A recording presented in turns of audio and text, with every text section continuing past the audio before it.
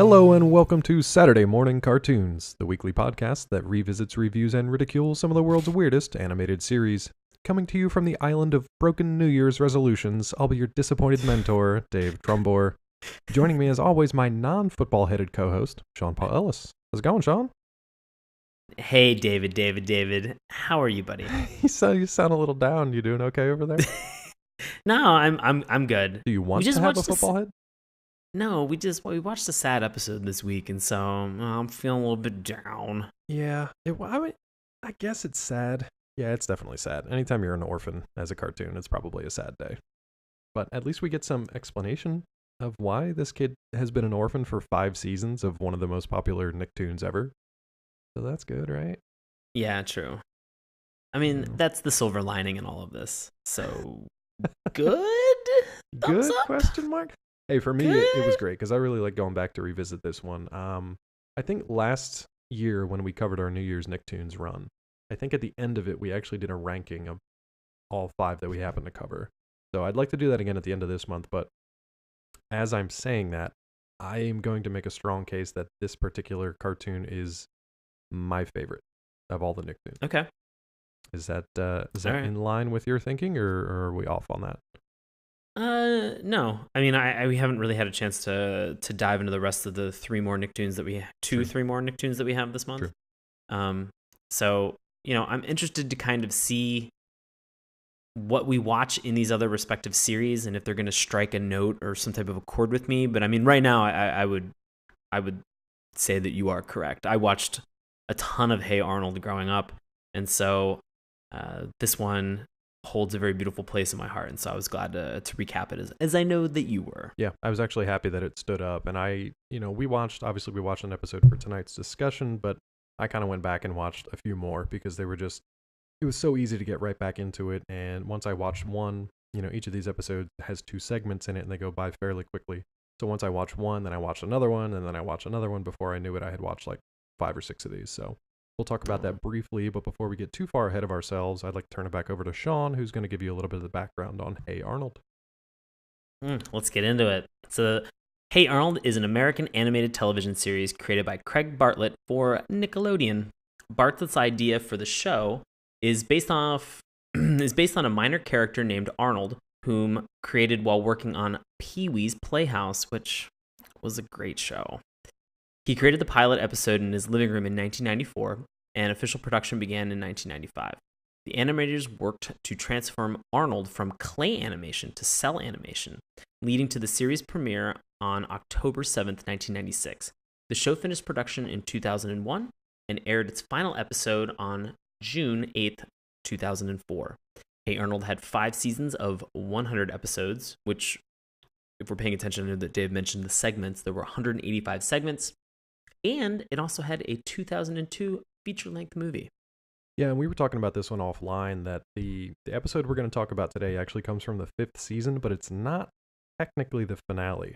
It certainly plays like one, and we're kind of theorizing that it probably was meant to be at least a season, if not series finale. We don't really have any information on that, but what we do have information on is the fact that Hey Arnold is making a comeback. There's actually... Woo! Yeah, Nickelodeon they actually created a brand new position that's actually they have a fancy name for it, but it's basically just for someone to go back and mine old episodes and figure out what they can reboot. So it's literally, the title I thought you were going to say it was like a executive level, like a, well, I guess in this case it would be like CFH, like Chief Football Head. You might as well call it that because it's the Senior Vice President of Content Development for Franchise Properties. And that's a fancy way of saying pay a guy a lot of money to go back, watch old cartoons, and see what they can repurpose for new ones. So while I'm not a huge fan of that this day and age, this one gets a little complicated, and we'll talk about why within the episode itself, because there are some things that are left unresolved in the Hey Arnold story. Yeah. I'm actually strangely cool with that title. Okay. So asking for a friend, what are the qualifications that one needs to become that level of a position? Because that seems like something that might be right up my friend's named Sean. Yeah. It might be right up his alley. Sean has actually recently been promoted to the Senior Vice President of Content Development for Franchise Properties of Saturday Morning Cartoon. So congratulations, that's cool. buddy. I'll It does take it. not Thanks, come guys. with a pay raise. It comes with a lot more responsibility, and you have to be buy your own surprised. business card. You'd be surprised how many promotions come with nothing but a new title. Pretty much all of them, I'd imagine these days. Pretty much all of them, yeah. Yeah, so we bring this up because great. they're actually bringing this back in...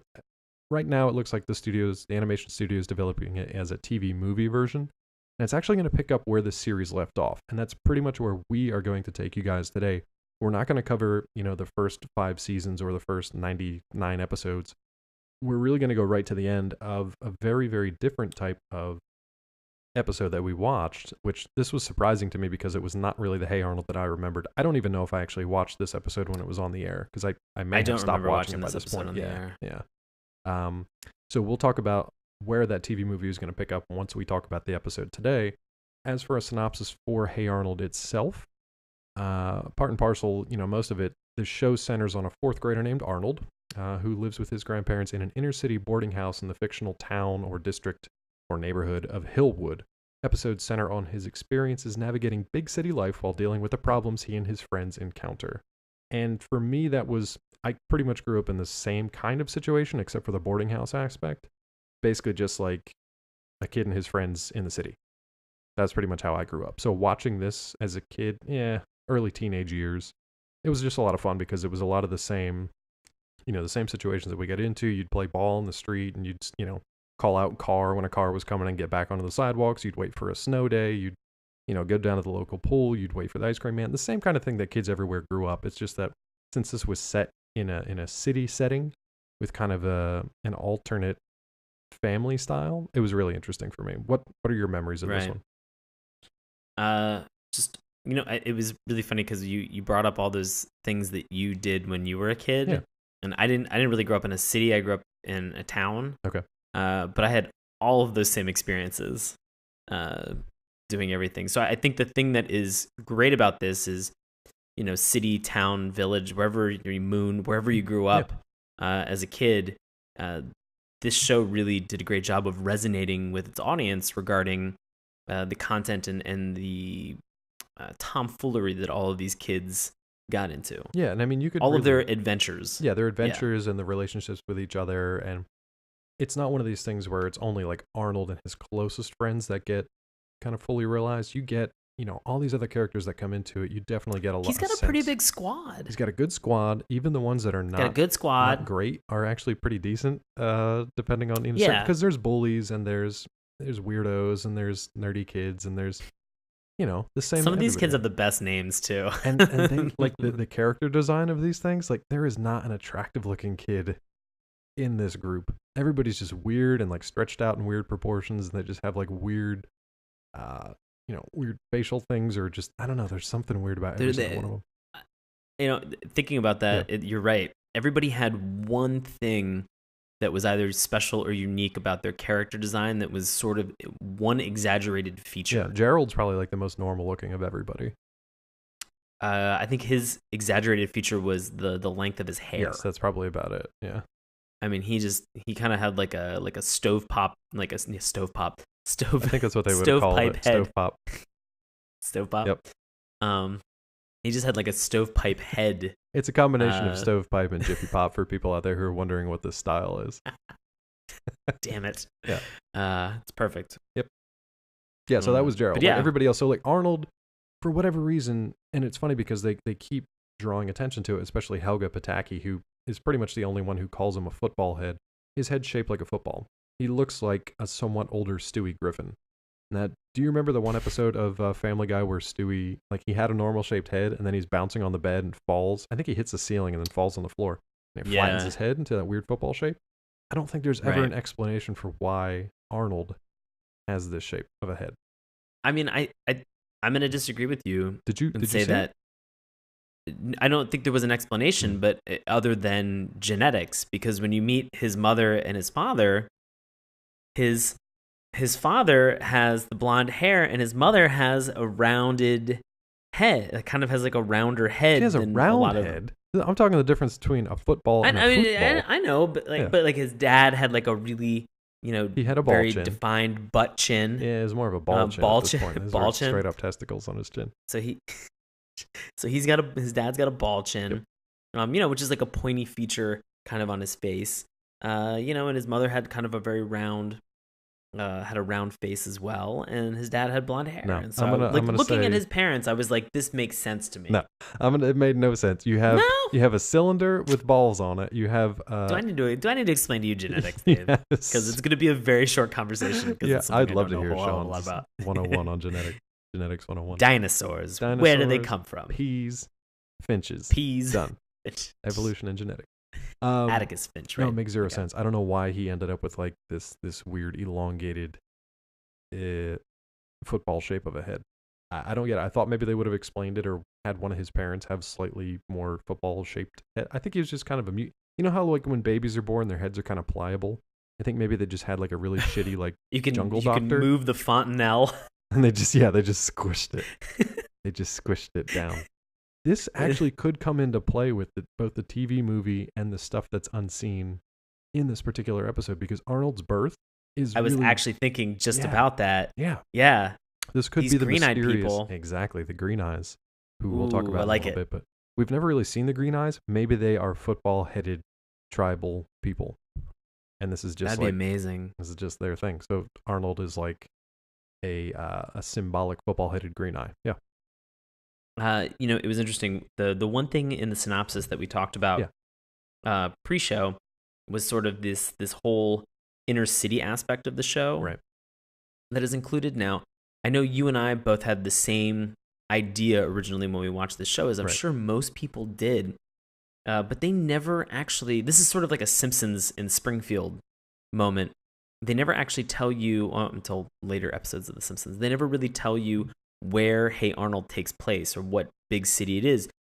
I had the impression, and I believe you did too, Dave, that it was New York City for the longest time. Yeah, I think. And then reading a little bit more about Craig Bartlett's, where he grew up and sort of the inspirations that he took from his own childhood, you get another story, but it's never really resolved or made crystal where the setting actually takes place. Yeah, so it's just kind of like generic city urban landscape, but you get the sense that in the neighborhood it's kind of like it's not a high class, high scale, up and coming neighborhood. It's kind of like old. There's a lot of families, there's a lot of kids, but there's a lot of just like high rises and the boarding homes and the corner stores that are like built within it's not suburbia by any stretch of the imagination. They're not like these strip malls.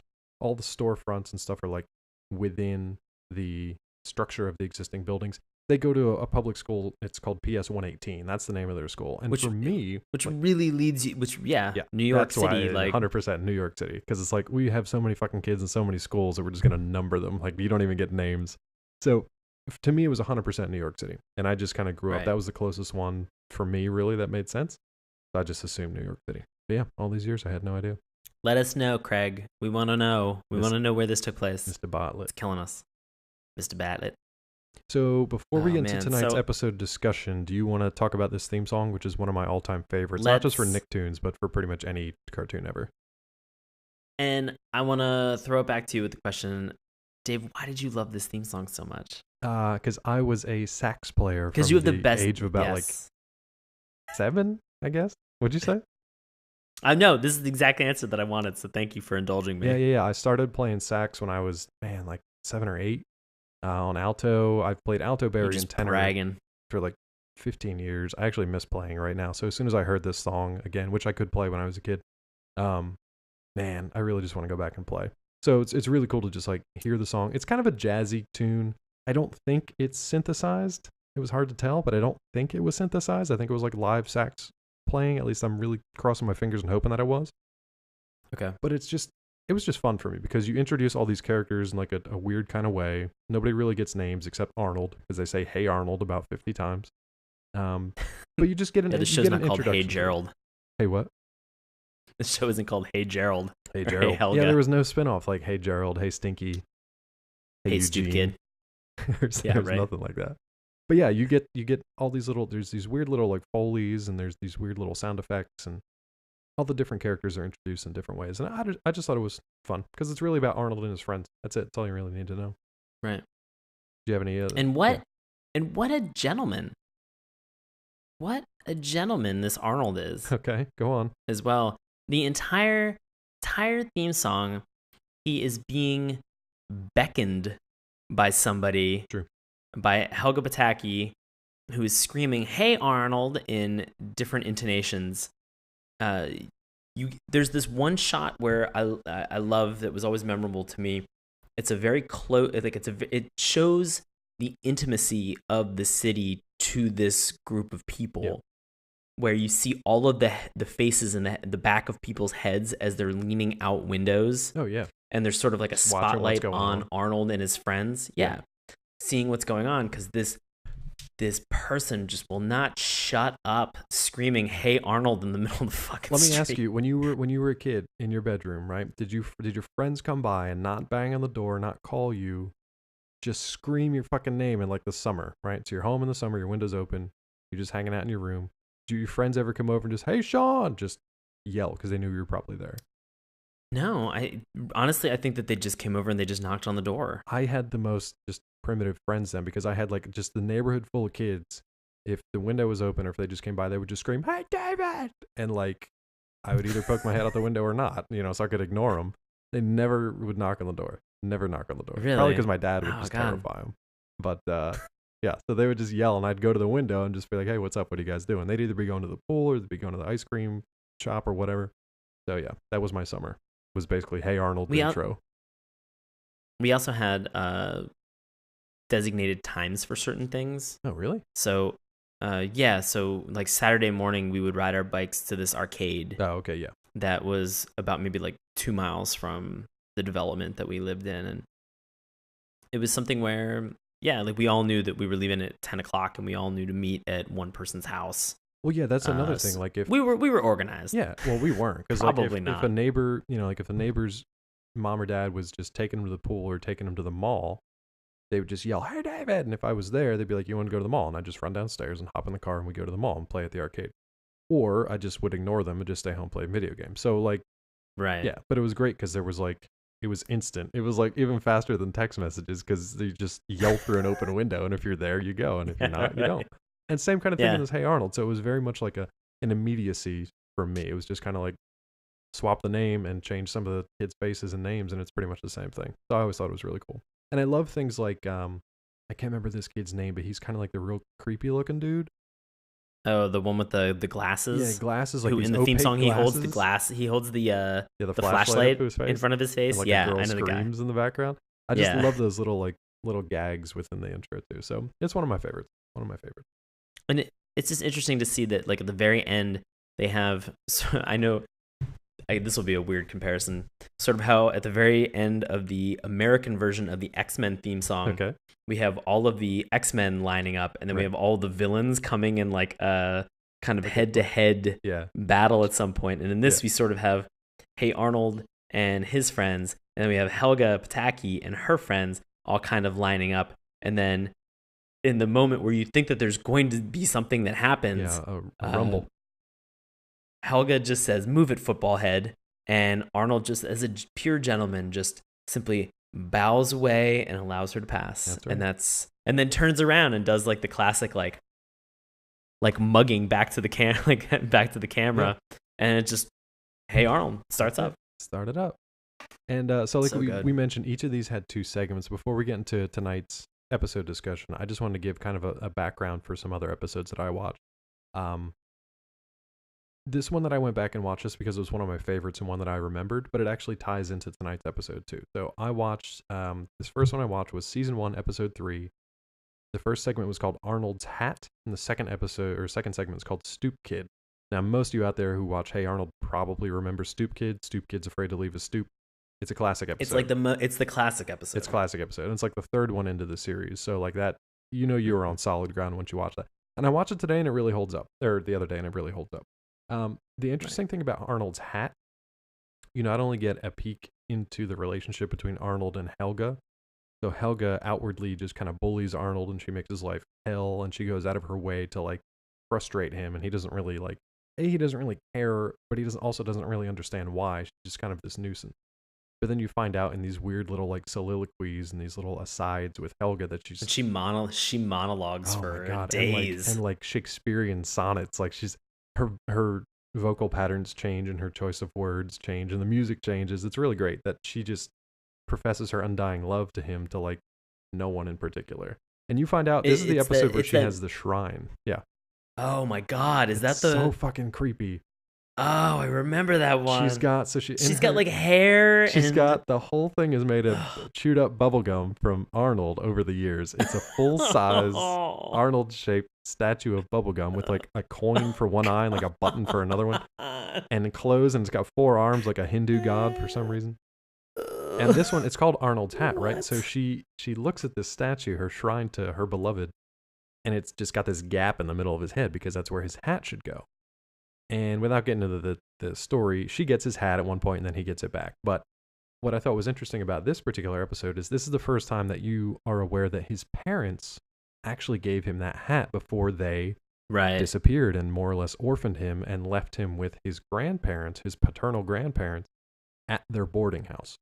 So this is the first time that you're not just getting the story of this kid's life, but you're learning like this backstory, like, oh shit, something like odd happened here. So I thought that was really cool. That's the first time you see it. I watched another one. Do you remember anything about like Helga and just like her obsessions? Do you remember anything offhand? Yeah, I mean the Arnold's hat episode jumps to mind as being quintessentially creepy. Oh, yeah. There's a moment where she like picks up his head because it's like on a removable stick. Yeah, and she like kisses it. She kisses it, and all the gum sticks to her face, and it's just the most disturbing thing in the world. It's real gross. Little girls out there, if you really like a boy in your class, don't do whatever you got to do, but don't make a bubblegum shrine out of him, please. Yeah. Anything else is fine. That goes for boys too. Just please don't. No bubblegum shrines. But I mean, you think about relationships back in that presumably middle school era. Yeah. Is I think where they are. Yeah, like, for them. Yeah. Well, they're in like 4th grade. Are they in 4th grade? They started out in 4th grade. Yeah. Okay. You think about them like in that early age, like that's when there was that dynamic, or that is when there's that dynamic of if you like somebody, you kind of pull their hair and you push them down and you give them shit. I love that she was like a real jerk to him because it was just like that's the only way she knew how to express her feelings and her frustrations. But the bubblegum shrine in the closet was a little much. I love that her mom just threw it out. She's like, you never see her mom. Helga comes up to her. Right. Well, you see her later on, and I'll get to that in Parents' Day, but you see her later on. But in this episode, you don't see her. And she's like, hey, Mom, did you see like a weird pile of trash in my room that didn't mean anything and wasn't totally a love shrine to anybody? And she's like, yeah, honey, I threw it in the trash. So, yeah. Oh, God. That's that moment. So that's, I don't want to get sidetracked on that, but that's that episode. And then just real quick, I watched another one. It's season 1, episode 5 called Heat Snow. And it's basically one where the entire city has this insufferable heat wave for the first segment. And then Arnold and his friends get a snow day for the second one. And it's one of my all-time favorites. I actually was singing the song that there's a postal worker that's like, he's trudging through the snow and delivering the mail. And he's got this little song that he sings as he's walking. It's just weird little aside. He's just like, I hate the snow. I hate the snow. I hate the rain and I hate sleep. But man, I sure do hate the snow. And he just keeps singing it over and over and over again. And I like sang it to my girlfriend the other day, and she's just like, what the fuck is wrong with you? Like, what? It's not even snowing. It's like 80 degrees outside. And this is what I do. This is my random cartoon knowledge coming from the back of my mind somewhere. So I had to watch that one, right? Okay, now I'll get off my nostalgia wave and I'll get into what we're talking about for tonight's episode. So we're going to jump ahead. Would you like me to give you a little recap on the journal? On the episode that we did watch? Before we even do that, and I would like you to do that, but I want to give people a little bit of background first with another season 5 episode, season 5 episode 6, and it's called Parents' Day. This one's interesting because it's not technically a 2-segment thing. It's one episode that has a story the full way through. And this is, I believe, the first time that you actually see Arnold's parents. Their names are Miles and Stella. And you see them like running through a jungle from this tribe in like a very Indiana Jones setup where they're like, swinging away on vines from tribes people, and they're jumping over crocodiles' mouths, and they're jumping into a plane, and you learn that they like get this vial of antidote or vaccine to a tribe that's in need. And then you learn that this is Arnold's grandfather's bedtime story that he's telling him. And Arnold, at this point, he's starting to grow out of these bedtime stories, right? He's like, okay, Grandpa, great story, blah, blah, blah. And you learn that the day that's coming up at school is Parents' Day, where all the parents come and they spend the day with their kids in a competition against all the other parents. So Arnold, such a weird. It's weird. It's strange, but it's to set up the fact that like Arnold and other people in class say like, Arnold, what are you gonna do? You don't have any parents, and they're like, shut up! What the hell's wrong with you? And so Arnold gets it in his head like, man, he has his grandparents and they're great and all, but it's not his parents. And then the best part of this episode, I think, is the grandparents and how completely insane, but beloved and devoted and there for Arnold that they are. Even though they're older, like, they're great. They're still, like, perfectly able to do all the things that they do. And there's this weird little, like, subplot between Arnold and Helga. And Helga's dad's, like, a real jerk. Bob Pataki and, like, his beepers store or whatever the hell. He's a real ass. But the main thing here is that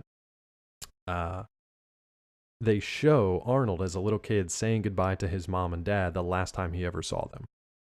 And that's kind of, Arnold comes to the realization like his parents are gone, but his grandparents are here and they're still great. So that's fine. And you think maybe we'll never see from them again. It's a very pivotal moment. Exactly. But then we do come back to that story, which Sean's going to give you a little teaser about for season 5, episode 19. You could basically call the series finale, titled The Journal. So on the anniversary of his parents' disappearance, Arnold decides to give up hoping that they will ever return home. But while packing up their keepsakes in the attic, Arnold finds his father's old journal. The end. And then that was it. That's all that happened, guys. So that's the weird thing about blackout end of show. Just blackout. The end. Thanks for watching 100 episodes of Hey Arnold. Yeah. The interesting thing in this one, and we'll get into the story here, is that it's a departure from the structure of the rest of the series, because it's not a story about Arnold and his friends. It's a flashback told through a framing story of like Arnold's grandfather Phil narrating the story from the journal. And there's a lot of like funny little moments and cuts that they do back and forth between the story of the journal and the story in current time, and that's a lot of fun. But you actually learn a lot more about Arnold's parents too. So what was your, knowing what you knew about Hey Arnold and then watching this episode, what was kind of your first reaction to the difference of the storytelling style? My reaction was that I watched this episode twice. Okay. My first impression was that, so I should say this. The first time I watched it, I watched 35 minutes out of the 47 minutes. We should mention that it is actually like a double episode. So not only is it not just 2 segments that are different, it's actually like 2 full episodes that are all dedicated to this story. So I watched 35 minutes of this 2-parter, and then the next day I ended up just coming back and I was like, I don't remember where I left off. Yeah. I just restarted the entire thing and watched it all over again. But from that first impression, I honestly did not think that his grandfather was a reliable narrator at first. And I grew more and more concerned about it. He really wasn't for the rest of the series. Like, actually, I think it's in Parents' Day when Grandpa's telling him a story. He's like, your parents were doing this research on this terrible disease, and then Dr. Lobster Claw from the Lobster Claw Corporation busts in with his robot army, and then Arnold's like, all right, Grandpa, like, I wanted the real story here, so can you stop making stuff up? And you would think with a story like that it would come from his grandmother. Sorry, say that again? Right. I was going to say, you would think that with a story like that it would have come from his grandmother. Yeah. Can we talk about Dr. Lobster Claw and everything for a second? Everything. So that was my first impression, was that Grandpa was not being a reliable narrator, and I got very concerned about that until when I watched it the second time, I noticed that he actually was reading the text that was in the journal, and so I was like, okay, hopefully he's not just beginning the chapter and then embellishing on top of that. Yeah, and there's a moment where they kind of let you know that he is reading the actual story, because there's a moment that comes up where he actually rips a page out of the journal and is like, we're going to save that until you're older. So that's kind of funny. When things get real sexy. Sexy and steamy in the jungle. Sexy and steamy. Hottest night in the jungle. Oh, yeah. God. So my second question, and I guess maybe this kind of plays back to sort of the age that we felt that Arnold is presented to us in this season. Yeah, I don't know if he ages up with the seasons at all. Like if he'd be like 14 at this point. 13, right. 14? Yeah. It's deceptive because it doesn't look like he's grown, doesn't look like he's really matured. And so I was a little bit I didn't know because I've seen in other episodes Arnold reading things. Yeah. And Arnold interacting with things and spelling stuff. But for some reason he insisted that his grandfather read this journal to him. So there are these moments. Yeah. It's a lot of and which this was curious for me, and I'm curious to go back and watch some of the series, and I'm also interested to ask you this question. Yeah. Did Grandpa always make a high number of poop and fart jokes? I don't think we ever spent enough time with the grandfather to, where he's just sitting there and they're not doing anything but reading stories and eating all day. I don't think you ever spend really enough time with him because, like I said, the majority of these episodes you're with Arnold and his friends outside of the boarding house. There are relatively few episodes, I think, where you're stuck inside the house, nowhere else to go, with just Arnold and his grandfather. I don't think that happens. He's usually just comes in as kind of like this kooky character that makes a lot of these like kind of off-color comments and just like says weird stuff, but is also kind of a mentor for Arnold and to just like encourage him to like not take things too seriously. He's very, very lighthearted. He's incredibly fun, but he's also very caring and very loving and attentive too. I think it's important that he's not deranged because he can see like when Arnold is kind of like, if he's not feeling it, like if he starts telling a funny story and Arnold's like, not today. He's like, you doing okay, short man? You want me to come back later? Like, is everything all right? So he's in touch. He knows what's going on. He's kind of a cool, hip, old guy, which is very different from his wife, which is so sad. Oh boy. Which, yeah. So, I mean, that was the only question, was that whether or not there was so many pauses and breaks, and I didn't know if they were set up and they coincided just simply with having to do actual commercial breaks in the show. That's possible. Or I think it's a lot to do with the fact that like the story of Miles and Stella was just like, there were vignettes. It was basically one Indiana Jones adventure story after another. And I think that in order to break that up, because they were just like journal entries of like their adventures. So I think in order to break that up, they were just like, oh, Grandpa has to go take a shit. So this is kind of how it was they did very, it. It was really strange. It was very awkward and it was very sudden, where suddenly Grandpa would stand up and he'd just be like, oh, that Kung Pao chicken catching up on me. Right. Gotta go to the bathroom. Just run to the bathroom. And then commercial break, presumably, because then the second he'd come back in and he'd just be like, I'm a changed man, light as a feather now. It's real gross. You're just like, okay. There's so many gross statements that I like never want to hear my grandfather make. Yeah, it's weird because you don't anticipate it, because it's not that it seems out of character, but you've like you said, the grandfather is really around for encouragement and some of this sage advice, not to be making poop humor jokes all the time. And I don't care. It was just something that from my understanding of that character from watching so many episodes, I didn't think that was the function that he served, and I was just surprised to see him in this episode doing just exactly that. Well, and that was also, what was so interesting. It also made it really difficult to kind of get a grip on how old Arnold is, because Grandpa's making poop jokes and Arnold's not laughing, but he's also not like saying like, all right, if you're not taking this seriously, then I'm just going to go read it myself. He's not like, he's not at the age where he's a teenager who is defiant and doesn't want anything to do with his elders. He's caught somewhere between, it's got to be somewhere in that late middle school age. But at the same time, like, his grandfather gets to a point in the story when it's like about sex, and he's, telling Arnold like, oh, hey, by the way, when your mom was pregnant with a little baby, do you know who that baby was? And Arnold's like, I don't know, maybe. Oh, wait, was it me? Yeah. Like, fuck, man. Like, were you dropped on your head when you were a kid? Because pretty obvious. He does the whole thing where he gets up and he's just like, your mom was having and he mimes like a large stomach. Yeah. And he's just rhymes like, it with rhymes maybe. with maybe. And then Grandma pipes up. Grandmother, which I think is now a perfect segue to get into, she yells out, rabies! Rabies! Like, what the fuck are you talking about? She's amazing. And I loved her as a kid because she was such a non sequitur character. And she was always like running around like, okay, so in the episode Heat Snow, during the snow day, she's like this running gag. She's constantly just with like a dog sled team with the boarding house's cats and dogs. There's just like a bunch of cats and dogs that always run in and out of a room. She's got them all tied up on a dog sled, and she's like, "We must rescue the missionaries!" And she's just riding back and forth across the screen, and it's hilarious. In the heat part of that episode, she's actually like, she's fanning herself, and she's like, "I don't know what to do. It's so hot. The air conditioner's broke. I've got a boarding house full of people to take care of, and a young grandson that I'm responsible for." And Arnold's like, he basically looks at the camera, and he's like, "Man, it's so hot today that even grandma's acting normal." I was like, that's so fucking sad now that I'm looking at this, because it's the only like 5 seconds where this old lady's like lucid. You know what I mean? Right. She's fun and she's crazy and she loves Arnold, but the stuff that she does and says is so out there that she clearly has some sort of early onset dementia. And it's something that I didn't notice until now watching it. Like as a kid, I just thought she was funny.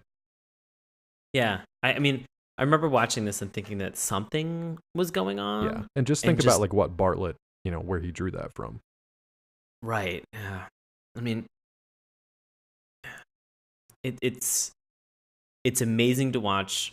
And Dave and I have talked about this a little bit before, because of the stigma with mental illness and the difficulty that sometimes people can have about talking about mental illnesses and how they impact and affect people. And I mean, I've definitely been impacted by it in my life, and it's hard, and it's my grandfather towards the end of his life had dementia, and those things are so challenging to deal with, the sudden mood swings and the memory loss and not being able to place things. And this, I think, was such, if Bartlett was drawing this from his personal life, this seemed like an extremely sweet tribute to something that may have been impacting him at some point.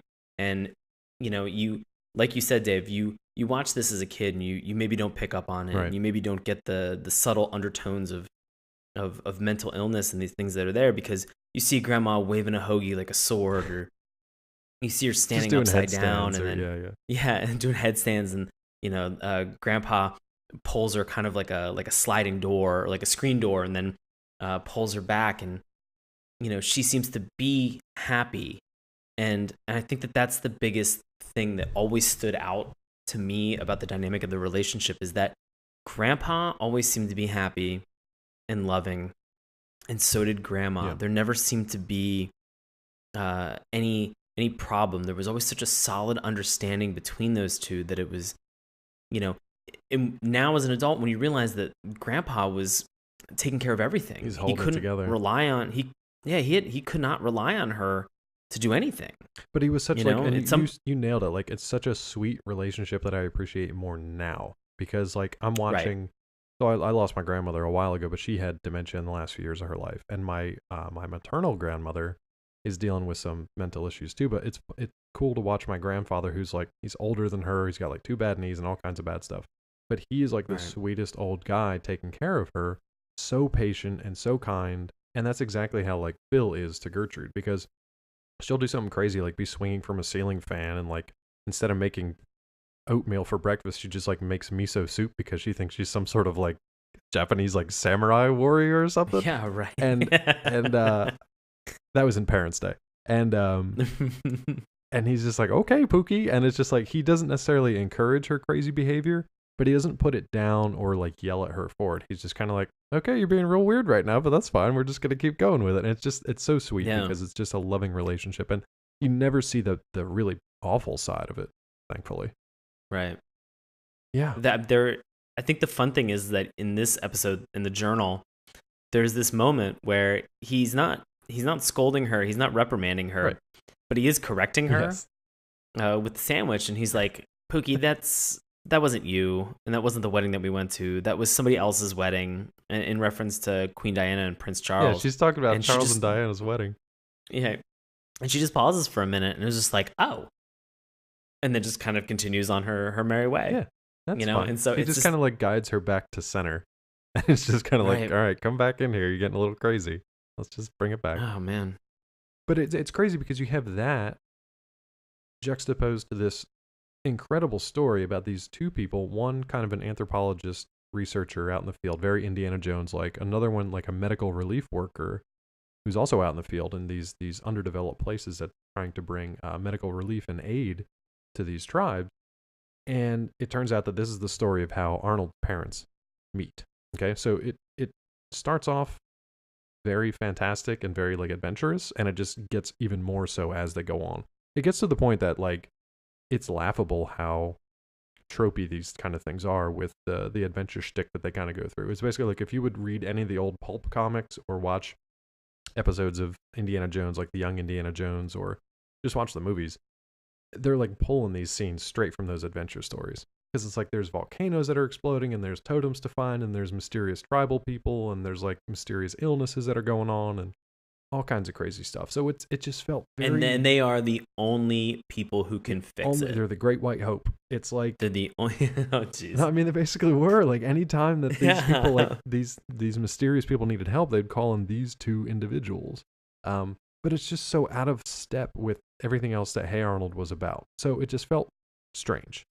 It felt odd because you have Arnold, who's this kid in the city who's just hanging out with his friends, and it's very real and it's very relatable, and they have the same kind of problems and the same kind of misadventures and the same kind of stories that you do growing up. And then all of a sudden, you know, he's an orphan kid because his dad was Indiana Jones and his mom was Florence Nightingale, the Dr. Quinn, Dr.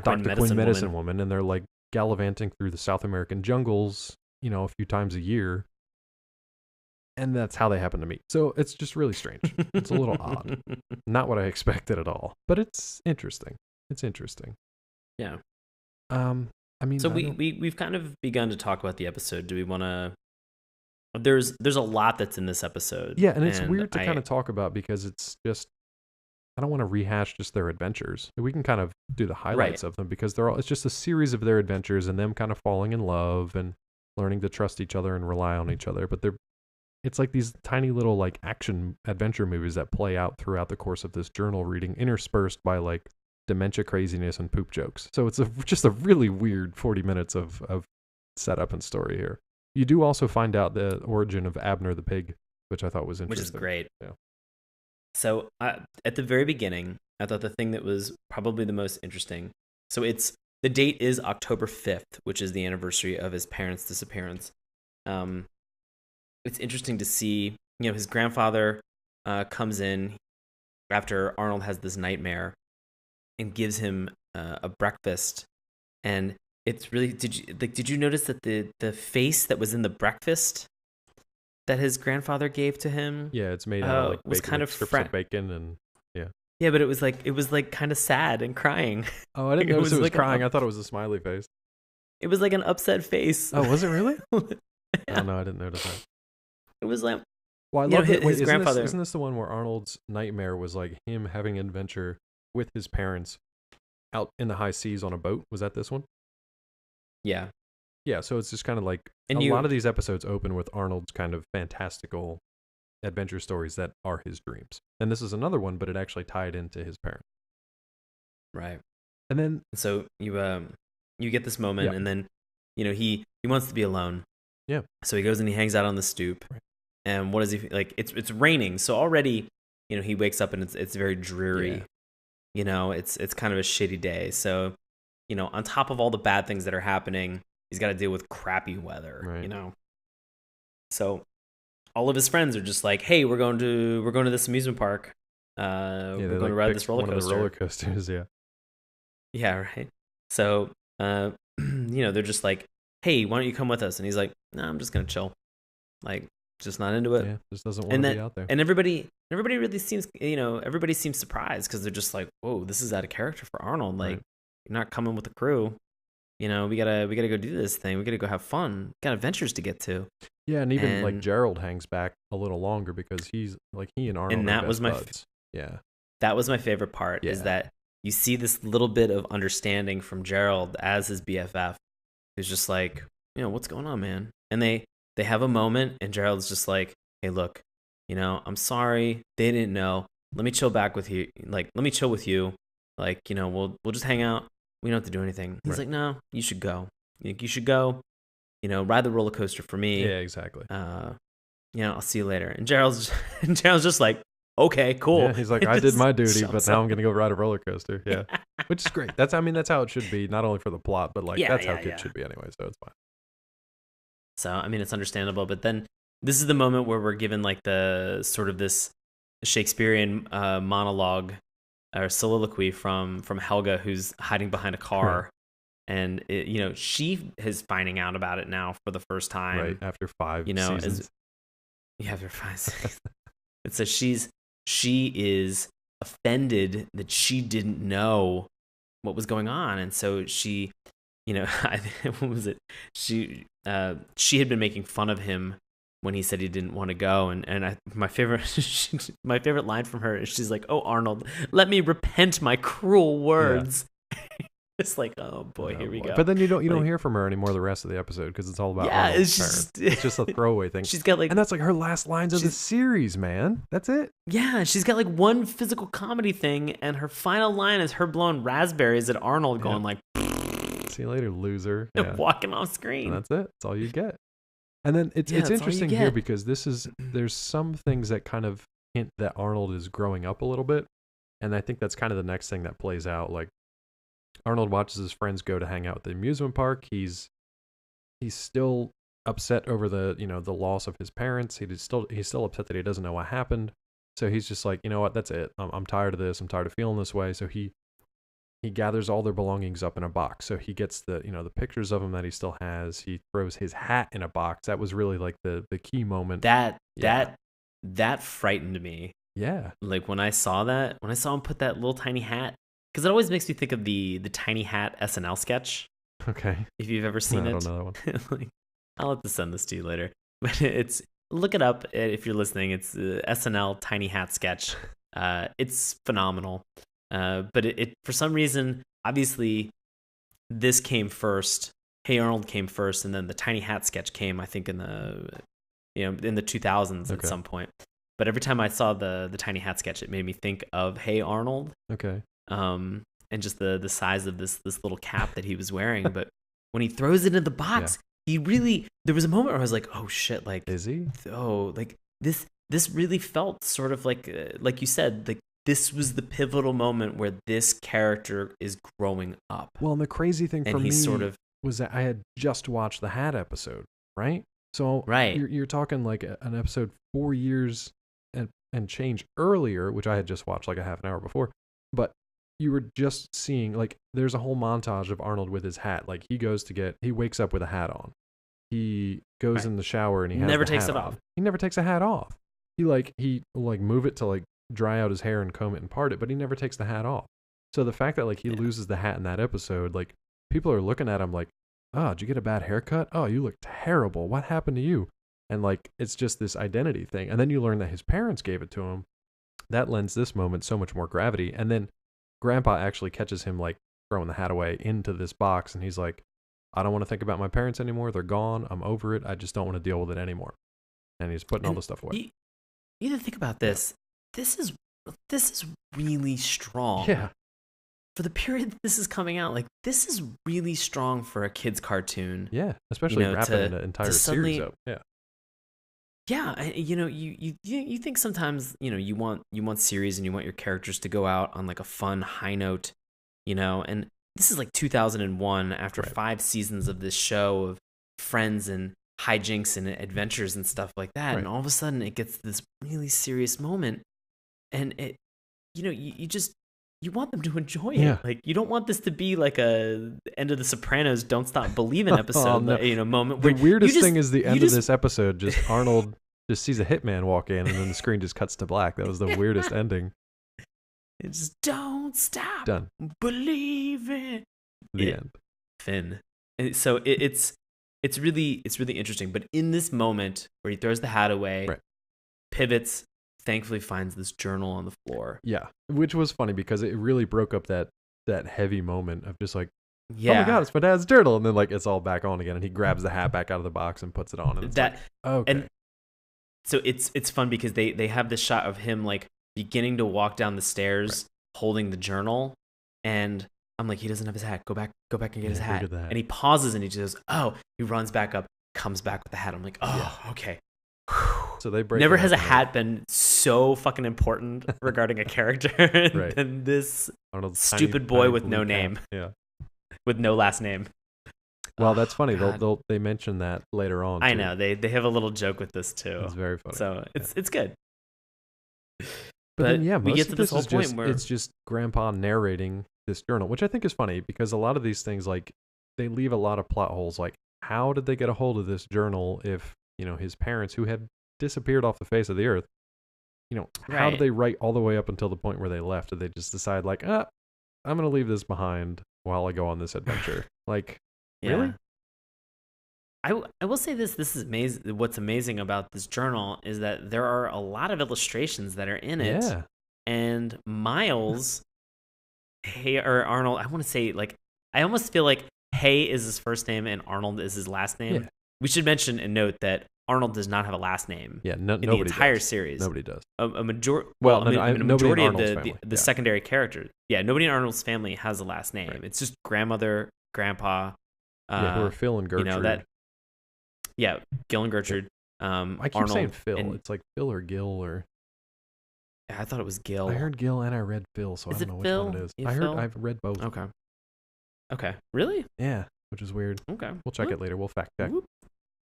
We'll fact check later. Yeah. So tweet at us and let us know Yeah. what we're doing. Phil hashtag Phil hashtag Gil. So, you just you have all these kind of like fun moments where they don't have this last name, and so every other character in this show has a first and a last name, Pretty much. which is just interesting to note. Yeah, and even like the parents. but yeah. So obviously, if Arnold doesn't have a last name, then we don't know the last names of Miles and Stella, who are Right. Arnold's parents. But it's funny to watch them kind of fall in love because Miles is the real kind of like, he's adventurous and he's physically capable of stuff and he's a fairly smart guy, but he's like super clumsy and awkward. And luckily Stella is trained in the healing arts, so every time he screws up and like injures himself or falls down a hillside or crashes something, that she just kind of patches him up, and that's how their relationship kind of starts, with him being all banged up, usually by sacrificing himself for something, and then she patches him up in the tent. Just getting that good old frontier medicine. That's right, Dr. Quinn. In many cases, it wasn't like it wasn't even something where she's giving him an Advil or some type of like anti-inflammatory. She's just wrapping his head in tape. Yeah. She's just like putting him in traction, basically. Yeah, every single time. And we should mention that they're in like the Amazon, but they're in I believe, fictional place called San Lorenzo. Yes. I'm assuming it's fictional. Oh, I have no idea. I'm terrible with geography. Zero clue. It could be real. It could be real, and I could be astounded. I want to call up AAA tomorrow and just be like, I'd like to book a trip to San Lorenzo on a biplane and never come back. Yeah, right. I'm looking to run away permanently from all my responsibilities and my children and the child that we made. And the child. What's interesting though is that they're like, so when Grandpa's telling the story, he's like, oh, it's a story about they're like a honeymoon in Rio or something. So they do talk about like real places there. Yeah, right. And then there's like a weird throwaway where Arnold's like, you told me they honeymooned at the North Pole, and he was like, oh, I was probably just making that up. So it goes back to your point about the unreliable narrator. Like, how much stuff has he made up? Is he still making stuff up? What exactly happened to him? We don't know. And that, to go back to what we talked about at the intro, that is what the TV movie is going to kind of like delve into a little bit more. But this show takes so many twists and turns about like, you think they're going to like die or something's going to happen to them so many different times, and they keep getting themselves out of situations that it makes it seem like they're very, very capable of still being alive this many years later. I would assume as much. God, I can't imagine them picking up this which is dead cartoon parents. With the realization that his parents just died. Send Arnold on like a quest for like the lost city of gold, and he just finds 2 football-shaped head skeletons in the middle of the jungle. Just one with a ball chin, and like another with a rounded face. That'd be so dark. And then just Eduardo standing over their corpses with a machete, telling them that like, you're the only one that can do this. The green-eyed people need these bones, and they're like, all right, let's talk about these green-eyed people. So, Let's do it. So Miles and Stella are there basically on like a mission trip at this point.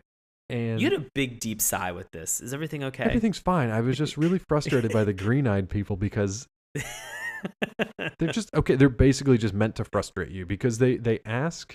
So Miles and Stella end up helping them out.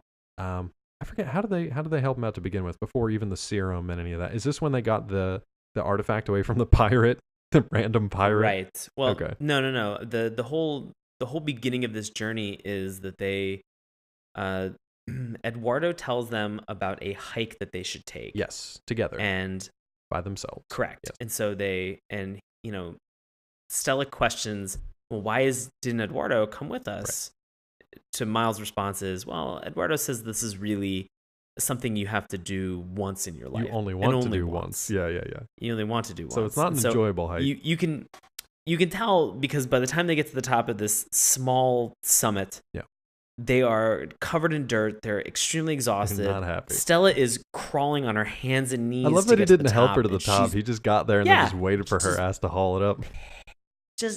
They are both pissed. They get to the top of this. They stand up, and the mountain there's a landslide. Yeah, and they fall into the river. Right. And they're going to die. They are going to die. 100% and they fall. Death. They super cartoon death, and so they fall over this waterfall. Right. And there's like a net that saves them. That they bounce on this net and they fall into this cave that's behind the waterfall. And they're saved. And they're like, what the fuck just happened to us? And there's like baskets of food and everything out laid out for them and like torches lighting the way. It's very romantic. Very romantic. And there's somebody that's climbing up a ladder that's in a far room in front of them. And they, Miles, being the archaeologist that he is, deciphers some of the green eye stuff. He understands and he sees some of their symbology or their iconography that they have that's up on the wall. Yeah, carvings and stuff.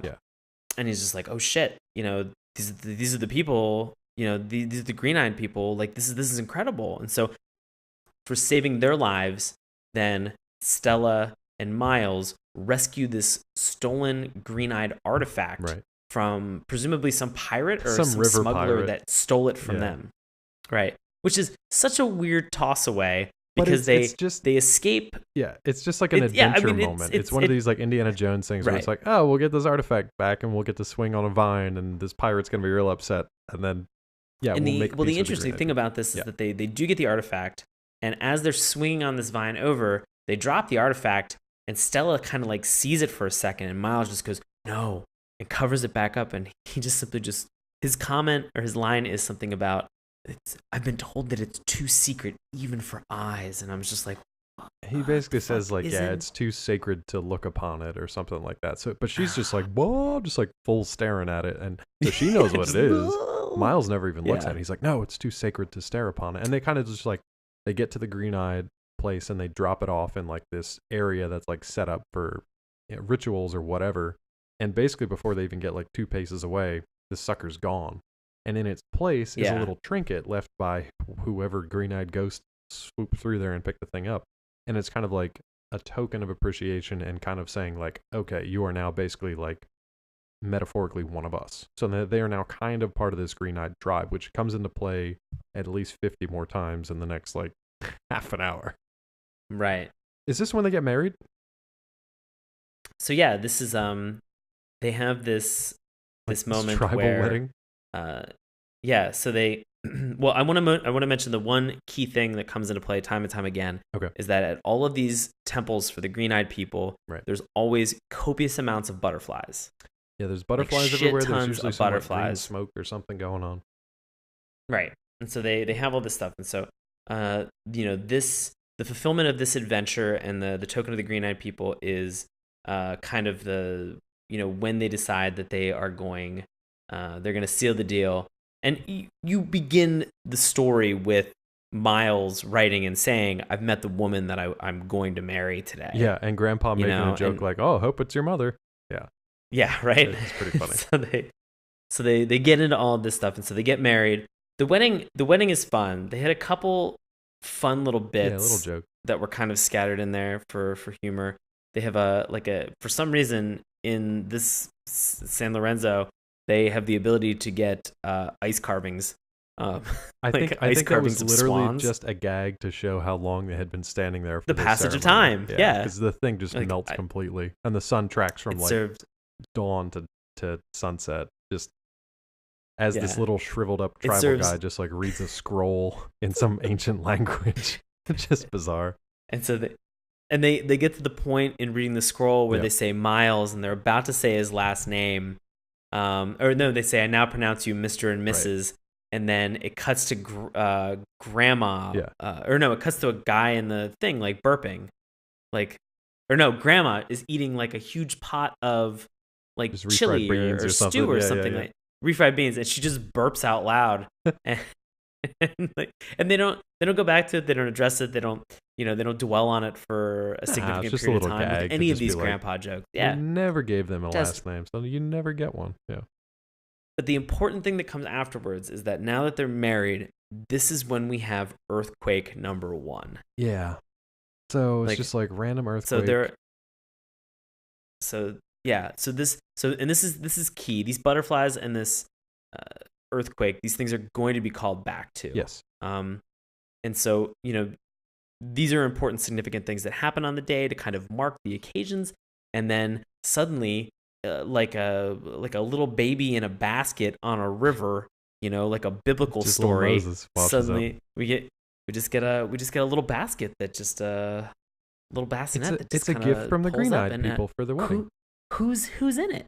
It's a little pig. What should we name her? It's a little.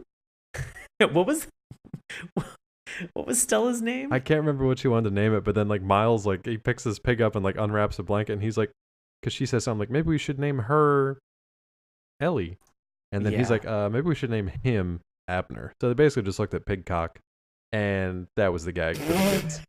So like that's the gag, and then we move to like, this is one of the cuts where it goes back to Grandma and Grandpa, and Grandpa, they have just had like these giant plate of sandwiches, these hoagies, and then Grandpa's just like, I think this is the moment where they say this is like the hottest night in the jungle, because Grandpa like rips the page out of the journal, hides it, and he's like, "Short man, go order us some Chinese food."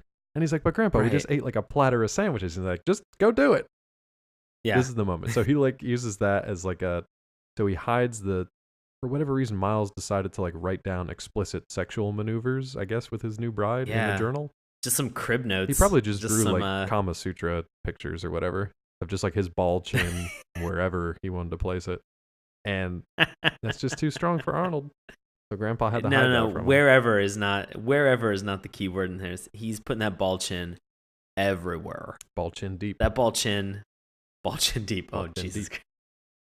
Oh, man. That's how you make babies. So yeah, that's how I love it though, because that's just another like awkward moment of like, I don't know how old Arnold is, so he doesn't understand sex yet. Let's have him go out of the room and order Chinese food.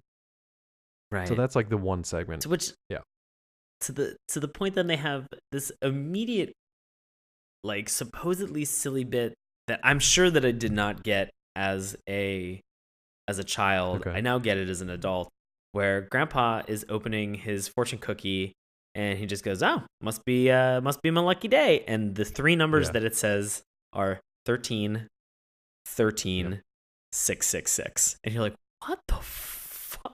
Not real lucky. Like, isn't he also like in that moment? Isn't he singing like this fairly racist kind of like Chinese sing-song song? Yeah, it was a little. Yeah, it was a little upsetting. Yeah, but he probably fought in the Korean War, so I'm gonna be like, that's okay. That's fine. Yeah, about like how much he loves Chinese food and how great Chinese food is, but it has a slightly racist undertone to it. Slightly incredibly overt, and you'll know it when you hear it. Yeah. I was uncomfortable watching it. That was the only moment in this episode where I was like, you know what? In terms of like tuning and time, they really could have dropped this little bullshit piece right here. Like it served nothing. Weird choice. Ugh. But then they go from the Chinese food, and now they hop to the next adventure where it's Miles and Stella's honeymoon in Rio. And they like get in Rio, and I guess they're going up to whatever the super famous mountain is there with, Big Arms Jesus on top of the mountain. And they're like going up this tram, and they get into this other adventure. Now this is like a cliffhanger adventure, because one of the trams malfunctions and it kind of like breaks away from the cable. So it's like a cable car, like you would use like tram. skiing, I guess, like in the Alps ski or something lifts like that. or the Alps or wherever. Just a chalet, ski chalet. A chalet. So they go into like super heroic action mode again. Like Miles jumps on top of the other tram across the way, and he like whips. Just blown away by this. It was crazy. He just like he has a whip because he's Indiana Jones basically. He whips the other cable car and pulls it towards him with superhuman strength, and they get the cable cars close enough to get most of the passengers off. Now, if this was me, I probably just would have let this little kid drop if he didn't want to come over and we were trying to help him. But so there's this one little kid that's left in the other tram, and he's scared, and he's tucked away in like the far corner. He doesn't want to come across. So Stella's like, well, if you're not going to come to me, then I'll come to you. And she like slides down the whip, jumps into this falling tram basically, scoops the kid up, and then just tries to like shimmy him back to the other tram. Well, while this is happening, both of them kind of like start to give way, and I think Miles and Stella end up on the one that's falling away like into the water, right? Right. They're like riding this thing and basically to their death, and they decide like, we got to bail out and we'll drop into the water again. Now they're dropping from like 200 feet in the air.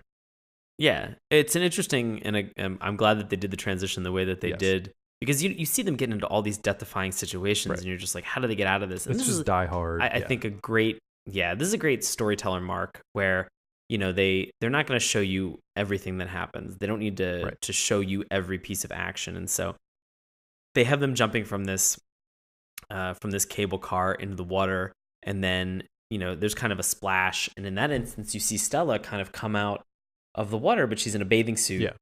And you're like, wow. And then she walks over to the poolside, and you see that Miles is there, like with his arm. Again, he's like up in traction, like with his arm in a sling. It was a funny transition. And everything. Yeah. And then who the fuck shows up but this black. Oh, hello. My name is Eduardo. I come with a gift from the Green-Eyed People. He's the worst. He comes with not even a gift. He comes with a message. He's like, if you're having an okay day, and Antonio Banderas walks in, and he's just like, you know, you're just like, this asshole. I gotta deal with this guy. Desperado. And I'd ask him about bad movies and be like, hey, how was making Automata? Yeah, no, you shouldn't ask him any of this. How was that nightmare? He'd kill you. So Eduardo comes in. He's like, hey, sorry to bother you again, but not really. The Green-Eyed People need another thing for you to do, and you're the only ones that can do it. Blah blah blah blah blah. So they go on this other adventure. Now this one introduces this like sleeping sickness that is apparently afflicting the Green Eyes, and Miles and Stella are the only ones who can put together an antidote in the most ridiculous possible way that you can come up with. It's like it's the strangest treasure hunt, world traveling, inefficient way to do anything that I've ever probably seen. Yeah. This was very much like an Indiana Jones moment, though, again, because it was like they're in a plane and they're traveling to different places, and it shows kind of like the overlay of their plane traveling across the map. But give me your thoughts on this, how they handled this. I'm blown. I mean, you're absolutely 100% correct, and I agree with you. This is the most inefficient way to do all of this. Right. What blew me away is that they return to where the Green-Eyed Temple is, or where this new Green-Eyed Temple, Green-Eyed People Temple is. Yeah. And so they get there and they see that the butterflies are dying. Right. And within 30 seconds, and I know that this is a part of the story, and they can't take too much time with this as a cartoon, you know. And so, but it's just one of those things where like Stella sees it and she's like, and she sees these butterflies dying, like, you know, unable to fly, and they're withering, and she's like, Miles, it's the sleeping sickness. And you're like, oh yeah, obviously. Clearly, it has to be. We've never heard of this before, but no other possible thing. Now, I don't know, if when mention that if when we were introduced to Stella, if she said like, I'm here to help cure them with the sleeping sickness, if she said that, I missed it. I thought she was just there to like bring general help or whatever. But yeah, she teach people in that region instantly about hygiene and safe sex. Yes, just rip out journal pages. Kids don't need to know. Yeah, she instantly nails the disease, and then she's like, okay, we got to put together a serum, and here's what we need. We need red moss from like this one river. We need a nose hair of a Bolivian boar, and we need this root of a sapote tree. And you're just like, what the fuck? Like, you would assume they're all just like in the area. No, they have to fly to like 3 different continents to find this stuff. And it takes you on like this 5-minute journey of just like these weird little, it's like a montage of pain for Miles. Right. it's funny that you say it's a montage of pain, because it's a montage of pain followed by another montage of Stella putting together a cure. Yeah, so you've got montage of pain and then montage of butterflies just dying. Just montage on montage on montage. Man. Also, in what scientific community does doing work on a butterfly translate into this is ready for human trials? All scientific communities. Maybe the green-eyed people are just butterfly people.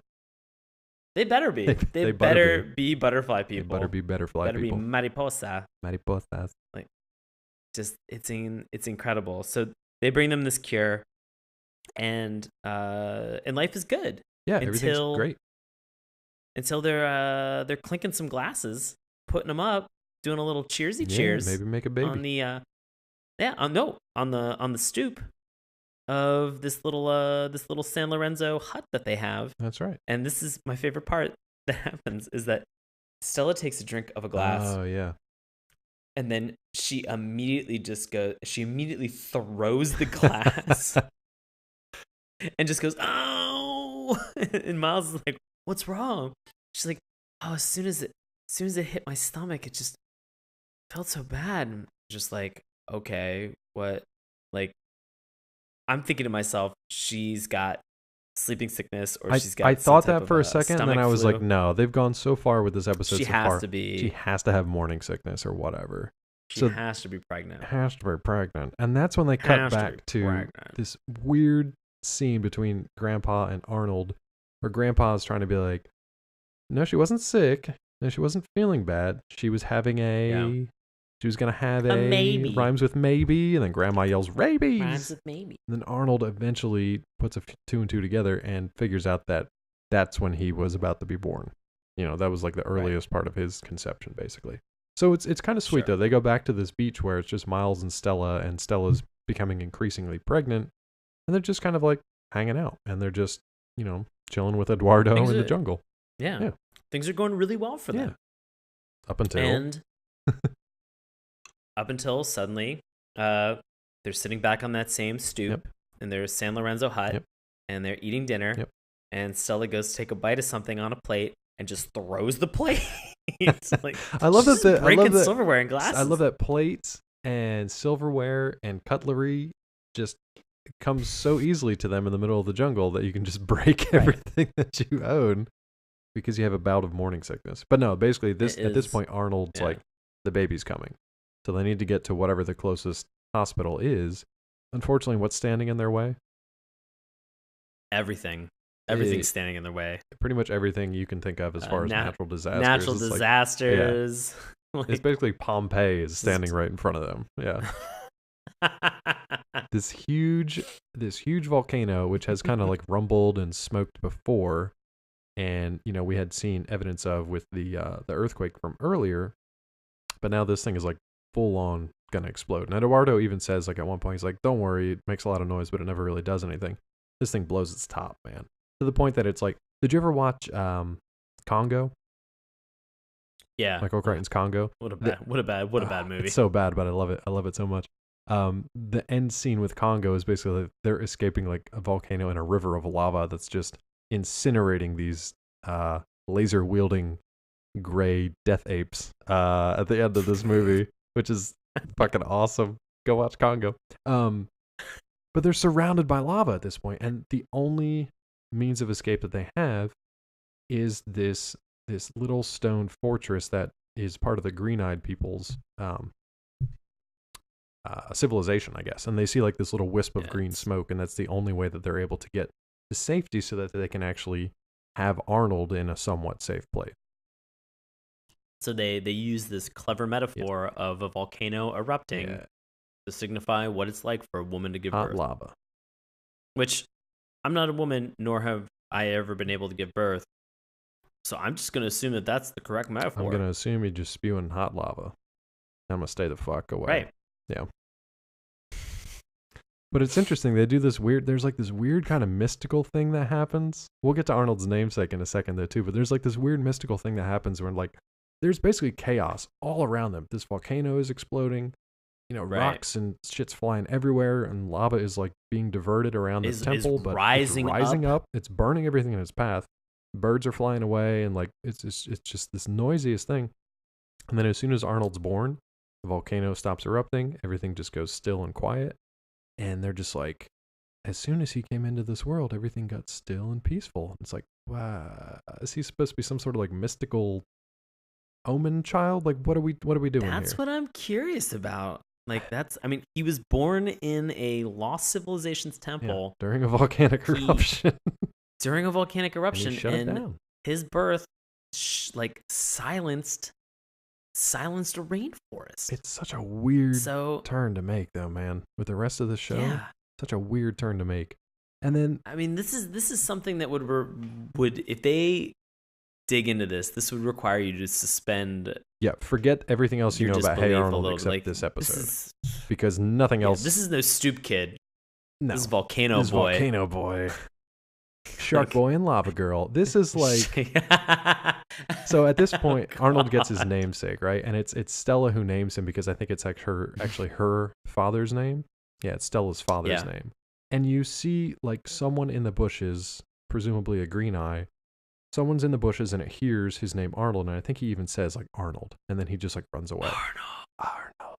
So that's not fucking like terrifying at all, right? You've got a crazy magic that's fucking terrifying. Who knows your name as a child and is running off to his tribe. So I have no idea what's going on with these people. And you'd think like, okay, they survived this thing, they cured the sleeping sickness, Eduardo's debt has been paid, they got their baby, maybe now it's time to go back home. And for a time, you're correct. They do go back. They stay with Miles' parents, who are, Arnold's grandparents that to come to know and love. And they have a really nice year, basically, raising Arnold. And he's playing with They celebrate the birthday. Celebrate a first birthday. And Arnold's running around in diapers. He's playing in the mud. He's playing with all his friends, which I thought was a nice touch, when they actually showed like all the neighborhood friends as like little kids. That was really cool. That was cute. So they all look basically the same, just like in baby form. So it's like reverse Rugrats. And they show all this cool stuff, and you think like, okay, well, they survived all these things. Like, what the hell could possibly happen? Motherfucking Eduardo again. He like shows up there basically like at the playground, I think, and he's like, I'm sorry to ask you one more favor from the Green Eyes. How is this guy finding them? The sleeping sickness has a return. Antonio, get out of here. They should have just said no at this point. So this is where they're like, and I think Miles even in his journal is like, we had to do it one last time. The people need us. They don't have anybody else they can count on, and we're kind of like their go-to. And he's like, but I really don't want to leave my 1-year-old son behind, but luckily we leave him in the capable hands of my parents. And there's this really sad scene of little Arnold, watching his parents leave. And it's a little counter to what we saw on Parents' Day, where he's actually old enough to say like, bye mommy, bye daddy. In this point, he doesn't really say anything. He just sees them leave. And that's it. Their plane just kind of like flies off into the clouds, and that's kind of where the story ends. And that's where the journal ends, and that's where Grandpa's narration ends. And Arnold asks him, like, is that it? He's like, that's it, short man. We never, heard from him again. So he gives Arnold the journal, and he's like, of course, this is yours, and feel free to do with it whatever you want. You'd think that's pretty much where the story ends. But what does Arnold find out? A little glimmer of hope here at the end. This is what was so cool when he's looking at the journal by himself later on, out on the stoop, I believe. Back on the stoop. He finds the last 2 pages of the journal. Ooh, I got like tingles just thinking about this. It's well done. It's well written. Yeah.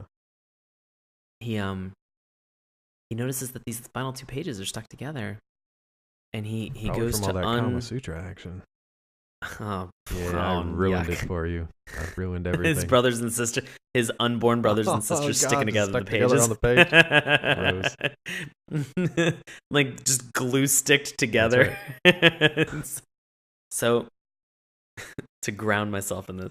So Arnold pulls apart those pages.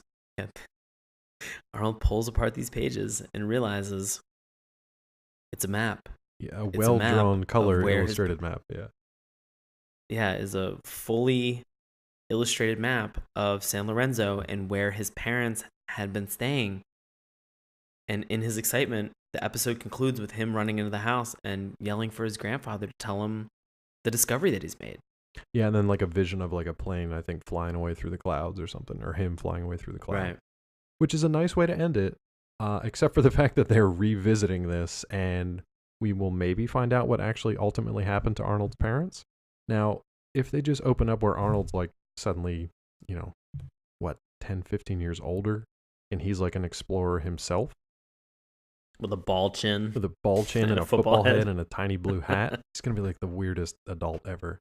I don't know what they're going to do, man. I mean, I'm torn. It'd be kind of cool to see him like find out what actually happened to his parents, find that they actually are alive, and then maybe he meets a village girl or he meets another missionary or something, and he carries on with his life and gets missionary with the missionary, or carries on with his life, or just continues this trend. That would be really nice because it was kind of left unresolved. But I don't know. What do you think? Do you like it how it is now with like the mystery, or would you like to see it resolved?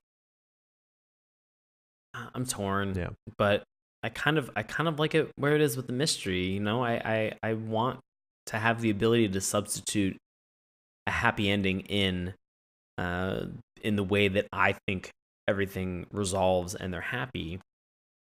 And so being able to put that in there and leaving it open-ended in that manner allows me to do that. I'm a little bit hesitant if they are to come back to this part of the story and really kind of dig into it.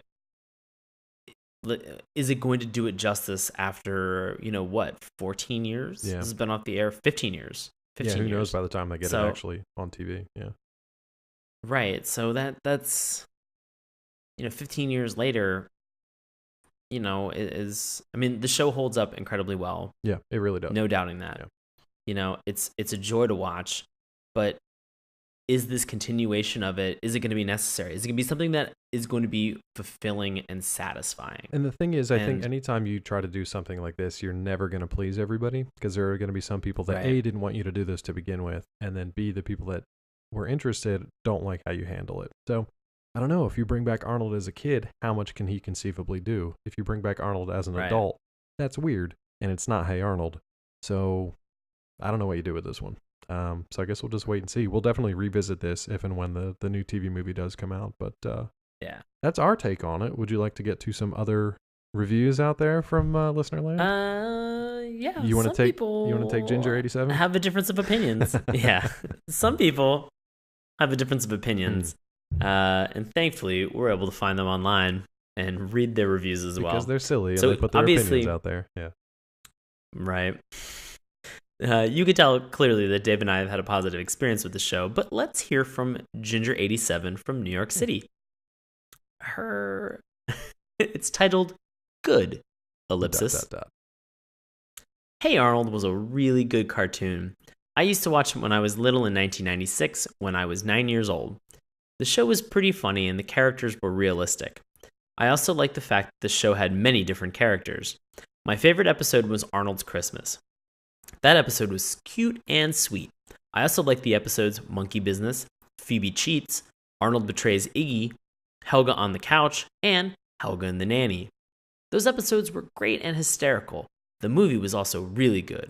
Overall, this was a good Nickelodeon show, and I wish they still aired new episodes. I give this show 10 out of 10 stars. So just to recap from Ginger87, good, really good, pretty funny, cute and sweet, great and hysterical, also really good. Good. Overall good. 10 out of 10 stars.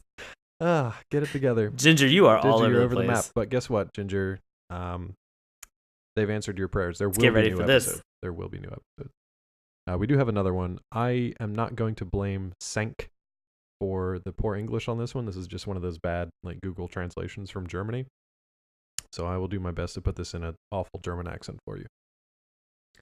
This one is from Senk from Germany, July of 2001. It is titled What an Entertainment. I am from Berlin and 20 years old. I have seen Hey Arnold several times on Super RTL cartoon channel. I just liked it. Especially the episode with the stoop kid is so funny and intelligent. There is a kid who cannot leave his stoop. My God. This episode rules. Just watch it. I liked it. I can't explain more because it's like getting Indian for some reason. I can't explain more because I don't know how to explain.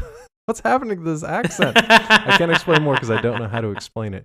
You'll remember that episode if you are a fan of this cartoon. Sank, I apologize for my drifting, terrible German accent, but what an entertainment. Thank you so much for that review. I loved it. Oh, I think we're recovered from Hey Arnold. This was an interesting departure. Not exactly what I expected, but I'm glad we revisited this one. So definitely let us know. I agree. If you had other favorite episodes of this cartoon, and if you remember the journal, and if you're looking forward to the new version of Hey Arnold. So definitely let us know. In the interim, before we get to these new episodes, we should mention and note that this entire series is on Hulu. All 5 seasons. Watch them all 100 episodes. Check them out. So dig in and enjoy. It's a lot of fun. And if you just go back and watch, like, just search for your favorites and just watch them, you'll definitely find that there's a couple more, like, probably right around those that you really like and you want to check out too. So I'd say definitely go back and check them out. That's about it for us. So Sean, what do you have coming up in the next couple of weeks that the listeners out there can check out as well? Man, I'm going to be performing a bunch in the DC area. I've got some shows that are coming up January 14th. Saturday the 23rd, Friday the 29th, and oh my gosh, February the 5th. Nice. All of these shows are at a place called the DC Arts Center, or DCAC, in Adams Morgan. You can find out more information about tickets and times. I'll be performing with a group called Knox, as always, because they're the best. And you can find out more information on WIT DC for tickets and times. And this is all leading up for us before Knox and I all head out to San Diego. We'll be performing in the San Diego Improv Festival. It's the 8:30 show on February the 13th. If you're in the SD area, coming out, we're having tons of fun. We'll be hanging out. It's Valentine's Day weekend, so bring a date, have a laugh, buy me a drink at the bar later. Sounds like fun, man. It'll be a great time. And you can find me on the IG and the TR at Sean Paul Ellis. God, is it IG now? Yeah, I call it IG. Does anyone else? Yeah, probably not. IG. So it's Instagram and Twitter for old folks like me who don't know what the hell he's talking about. At Sean but Paul Dave, Ellis. those are my goings-ons. What are you up to, buddy? Well, I just want to say that we will have all the information for Sean's upcoming shows over at our website.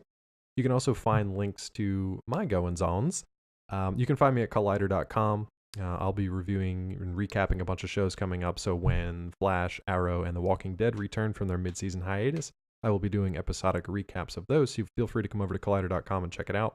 You can also just check out the general TV movie news that we have going on over there 24/7 pretty much. I've actually got some interesting news that maybe some of you might be interested in. I've been a fiction writer for a long time, probably about 12 years now. So I actually just started up just a fiction site, just a place for me to just kind of dump all the short fiction that I put out there.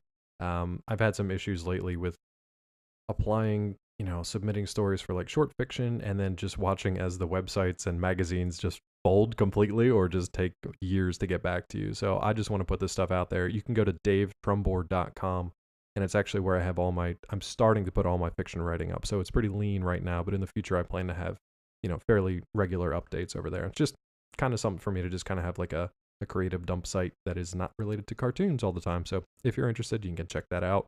You can also find me on Twitter at Dr. Claw MD. As for the show, you can find us on our website, SaturdayMorningCartoons.com. Remember, that's morning with a U.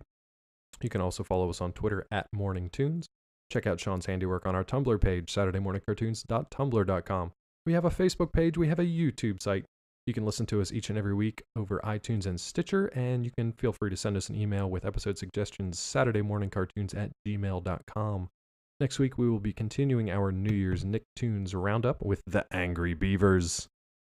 I don't know. I remember watching this one, but I don't know how it's going to hold up. I'll be 100% honest with you. This is a weird one. I remember watching it and then promptly changing the channel, or it was the thing that was on while I was waiting for something else to come on, so I just watched it. This don't remember being in love with this show. No, this might be the one where Sean and I, like, as we got older, this was just kind of like, this might be the time to stop watching Nicktoons. I think this might be it. So we'll find out next week when we visit the Angry Beavers and see how it holds up. But until then, Happy New Year's again, and thanks for listening. We'll see you next time, guys.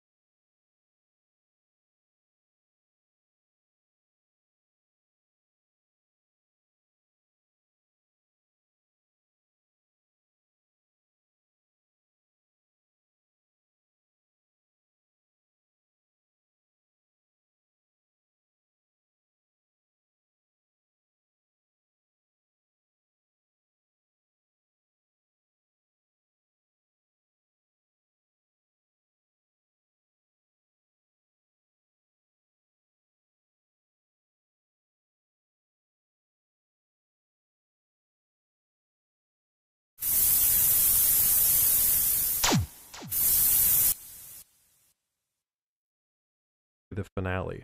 It certainly plays like one, and we're kind of theorizing that it probably was meant to be at least a season, if not series finale. We don't really have any information on that, but what we do have information on is the fact that Hey Arnold is making a comeback. There's actually, Nickelodeon they actually created a brand new position that's actually for, they have a fancy name for it, but it's basically just for someone to go back and mine old episodes and figure out what they can reboot.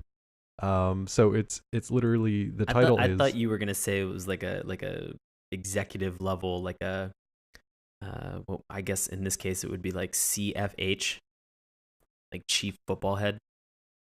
You might as well call it that because it's the Senior Vice President of Content Development for Franchise Properties. And that's a fancy way of saying pay a guy a lot of money to go back, watch old cartoons, and see what they can repurpose for new ones. So while I'm not a huge fan of that this day and age, this one gets a little complicated, and we'll talk about why within the episode itself, because there are some things that are left unresolved in the Hey Arnold story. Yeah. I'm actually strangely cool with that title. Okay. So asking for a friend, what are the qualifications that one needs to become that level of a position? Because that seems like something that might be right up my friend's named Sean. Yeah. It might be right up his alley. Sean has actually recently been promoted to the Senior Vice President of Content Development for Franchise Properties of Saturday Morning Cartoon. So congratulations, that's cool. buddy. I'll take it. It does not guys. come with a pay raise. It comes with a lot more responsibility. And you have to buy your own business card. You'd be surprised how many promotions come with nothing but a new title. Pretty much all of them, I'd imagine, these days. Pretty much all of them, yeah. Yeah, so we bring this up because they're to kind of see what we watch in these other respective series and if they're going to strike a note or some type of accord with me. But I mean, right now, I would say that you are correct. I watched a ton of Hey Arnold growing up, and so this one holds a very beautiful place in my heart, and so I was glad to recap it as I know that you were. Yeah, I was actually happy that it stood up, and we watched an episode for tonight's discussion, but I kind of went back and watched a few more because it was so easy to get right back into it, and once I watched one, each of these episodes has 2 segments in it, and they go by fairly quickly. So once I watched one, then I watched another one, and then I watched another one. Before I knew it, I had watched like 5 or 6 of these, so we'll talk about that briefly, but before we get too far ahead of ourselves, I'd like to turn it back over to Sean, who's going to give you a little bit of the background on Hey Arnold. Let's get into it. So, Hey Arnold is an American animated television series created by Craig Bartlett for Nickelodeon. Bartlett's idea for the show is based on a minor character named Arnold, whom created while working on Pee-wee's Playhouse, which was a great show. He created the pilot episode in his living room in 1994, and official production began in 1995. The animators worked to transform Arnold from clay animation to cell animation, leading to the series premiere on October 7th, 1996. The show finished production in 2001 and aired its final episode on June 8th, 2004.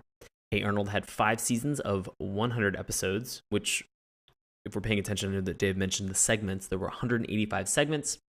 And it also had a 2002 feature-length movie. Yeah, and we were talking about this one offline, that the episode we're going to talk about today actually comes from the 5th season, but it's not technically...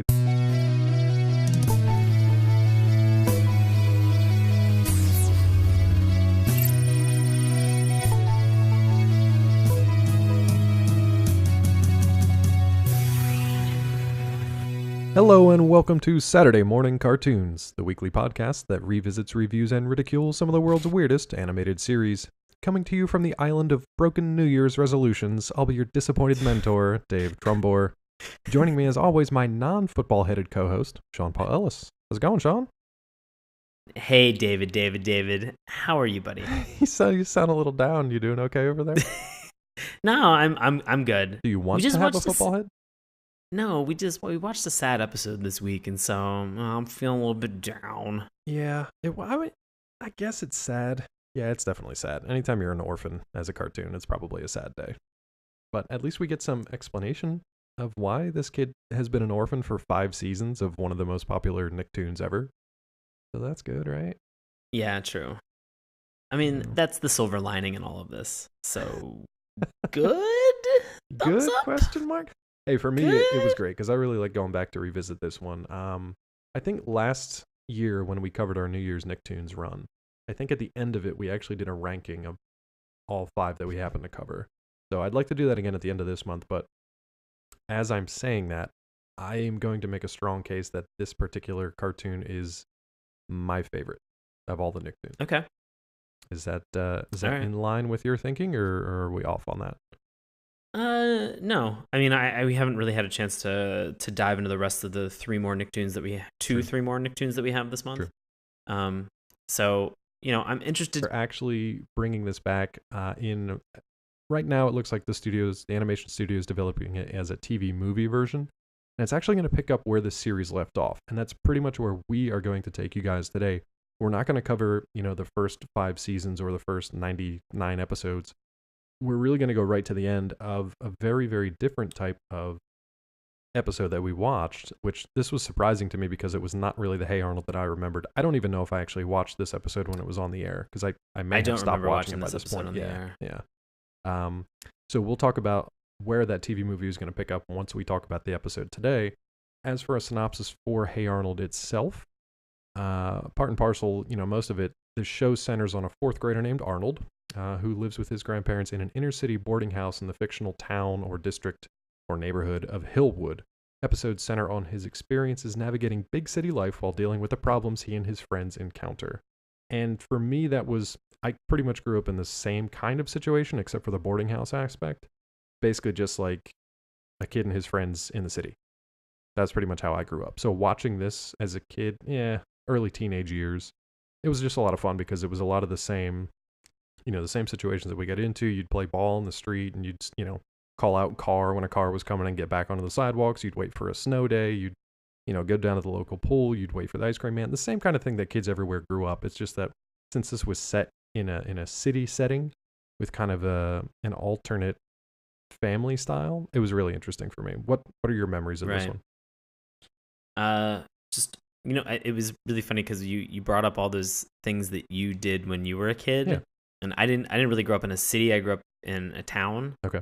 But I had all of those same experiences doing everything. So I think the thing that is great about this is, city, town, village, wherever you grew up as a kid, this show really did a great job of resonating with its audience regarding the content and the tomfoolery that all of these kids got into. Yeah, and I mean, you could of their adventures. Yeah, their adventures and the relationships with each other, and it's not one of these things where it's only like Arnold and his closest friends that get kind of fully realized. You get, all these other characters that come into it. You definitely get a lot. He's got a pretty big squad. He's got a good squad. Even the ones that are not great are actually pretty decent, depending on because there's bullies and there's weirdos and there's nerdy kids and there's the same. Some of these kids have the best names too. and they like the character design of these things. Like there is not an attractive looking kid in this group. Everybody's just weird and like stretched out in weird proportions, and they just have like weird,